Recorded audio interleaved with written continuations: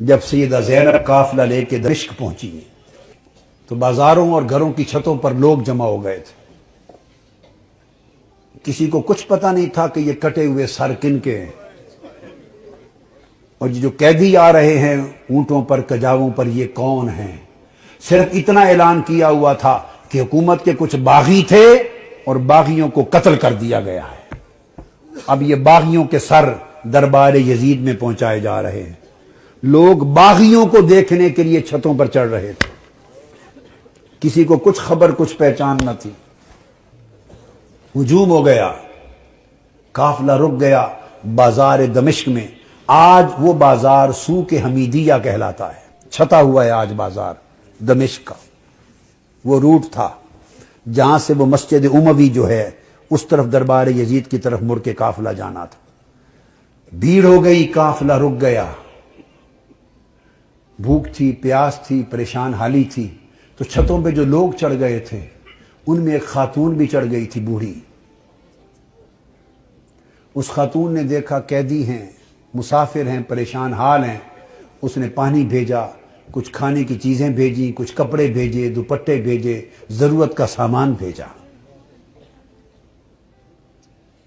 سیدہ زینب نے سارا کچھ دیکھ کر اس خاتون کو بلوایا۔ جب وہ قریب آئی تو فرمایا کہ بی بی، تو نے ہمارے ساتھ بڑی نیکی کی ہے۔ کوفہ سے لے کے دمشق تک کسی نے ہمیں پوچھا تک نہیں، کسی نے ہمارے حال کی خبر نہیں لی۔ تم کون ہو اور ہمیں کیا سمجھ کے ہم سے اتنی بھلائی کی؟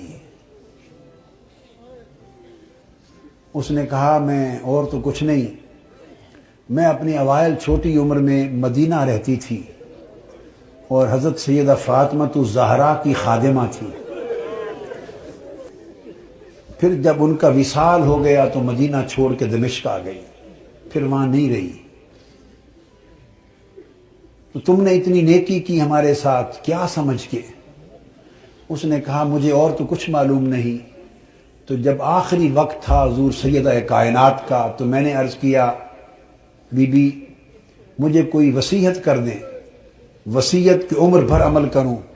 تو انہوں نے مجھے، جانتی تھی کہ میں دمشق سے ہوں، انہوں نے مجھے وصیت کی تھی۔ فرمایا تھا بیٹا ایک ہی وصیت ہے، کبھی قیدی نظر آئیں تو ان سے اچھا سلوک کرنا۔ زندگی میں کبھی قیدی نظر آئیں تو ان سے اچھا سلوک کرنا۔ میں نے تو دیکھا ہے قیدی ہیں اور مجھے ان کی وصیت یاد آئی ہے۔ زندگی میں پہلی مرتبہ موقع ملا ہے تو میں نے سیدہ فاطمہ الزہرا کی، اپنی مخدومہ کی، میں نے نصیحت پہ عمل کر کے قیدی جان کے تو یہ سارا کچھ کیا ہے۔ سیدہ زینب رضی اللہ تعالی عنہ اور سلام اللہ علیہ فرمانے لگی اللہ تیرا بھلا کرے، تجھے اجر دے، بتا تو نے ہم سے اتنی نیکی کی، بھلائی کی، ہم تیرے لیے کیا دعا کریں، کیا صلہ دیں؟ ہم تو اس وقت خود مسافر ہیں، قیدی ہیں، لٹے ہیں، مظلوم ہیں، بے یار و مددگار ہیں، ہم تیرے لیے کیا دعا کر سکتے ہیں؟ اس نے کہا بی بی میری ایک ہی آرزو ہے عمر بھر کی، وہ دعا کر دیں۔ پوچھا کیا آرزو ہے؟ اس نے کہا جب میں وہاں سے چلی تھی تو سیدہ فاطمہ الزہرا رضی اللہ تعالی عنہا کے چھوٹے چھوٹے شہزادے تھے، حسن حسین اور بی بی زینب، چھوٹے معصوم بچے تھے۔ اب زمانہ گزر گیا، میری اس وقت سے آرزو ہے کہ کبھی مجھے حسین اور زینب کی زیارت ہو جائے، دعا کر دے کہ مجھے ان کی زیارت نصیب ہو۔ بی بی زینب نے فرمایا تیری دعا قبول ہو گئی، میں زینب ہوں جو قیدی ہوں، اور جس کا سر کٹا نیزے پر دیکھ رہے ہو یہ حسین ہے۔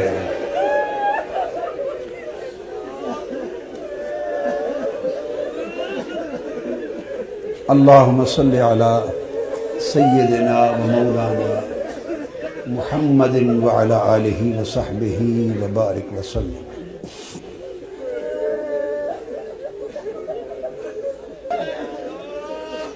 پھر سیدہ زینب قافلہ لے کر جب دربار یزید میں پہنچی ہیں تو اس بدبخت نے حکم دیا کہ یہ جو قیدی ہیں میرے سامنے پیش کیے جائیں، اور گستاخانہ انداز کے ساتھ سیدہ زینب اور سیدنا امام زین العابدین کی طرف مخاطب ہوا۔ آپ کے ساتھ وہ ضعیفہ مائی تھی جو سیدہ کائنات سیدہ فاطمہ الزہرا رضی اللہ تعالی عنہا کی خادمہ تھی، اور جنہوں نے اپنی گود میں حسن حسین اور زینب کو پالا تھا۔ ان کا نام تھا فضہ۔ ان حضرت فضہ کا مزار آج بھی دمشق کے قبرستان مقبرہ باب الصغیر میں ہے، اہل بیت اطہار کے ساتھ ہی۔ وہ ضعیف تھی، ضعیف، اس وقت بوڑھی بڑھاپے کی وجہ سے جھک گئی تھی، کمر سیدھی نہیں ہوتی تھی۔ وہ کھڑی ہو گئی جوش میں کھڑی ہو گئی اور فرمانے لگی، بدبخت یزید، تم جن کو باندیاں کہہ رہا ہے، یہ قیدی باندیاں پیش کی جائیں، خبردار، یہ دنیا اور آخرت اور کل کائنات کی مالک و وارث ہیں، تاجدار کائنات کی شہزادیاں ہیں، تمیز سے بات کر۔ یزید نے اپنے فوجیوں کو دیکھا اور کہا کہ یہ بوڑھی خاتون کون ہے جو جسارت اور بے ادبی کر رہی ہے ہمارے دربار میں، اس کی خبر لو۔ اس کے فوجی اٹھے، انہوں نے تلوار لہرائی، ڈرانے دھمکانے کے لیے بی بی فضہ رضی اللہ تعالی عنہا کو۔ بس اتنا عمل کرنے کی دیر تھی کہ خود یزید کے فوجیوں میں درجنوں سینکڑوں فوجی حبشہ کے رہنے والے تھے، اور بی بی فضہ بھی حبشہ سے تھی۔ یزید کی اپنی فوج کے حبشی جوان، یک لخت 20 حبشی جوان تلواریں میان سے نکال کے کھڑے ہو گئے۔ ان کی جو قومی غیرت تھی اور وطن کی حمیت تھی، اس نے جوش مارا۔ اس نے کہا، خبردار، یہ ہمارے وطن کی ماں ہے، حبشہ کی ماں ہے، اگر کسی نے اس کی طرف ہاتھ بڑھایا تو تلواروں سے گردنیں کاٹ دیں گے۔ جب وہ تلواریں لہرائیں حبشہ کی ایک خاتون کی عزت کی خاطر، تو اس وقت سیدہ زینب نے مڑ کے مدینہ کی طرف دیکھا اور مدینہ کی طرف تک کر ہاتھ اٹھائے اور عرض کیا، بابا، آج حبشہ کی ایک بیٹی کے لیے سینکڑوں تلواریں نکل آئی ہیں، مگر آج آپ کی بیٹیوں کی حفاظت کے لیے کوئی شخص یہاں موجود نہیں ہے۔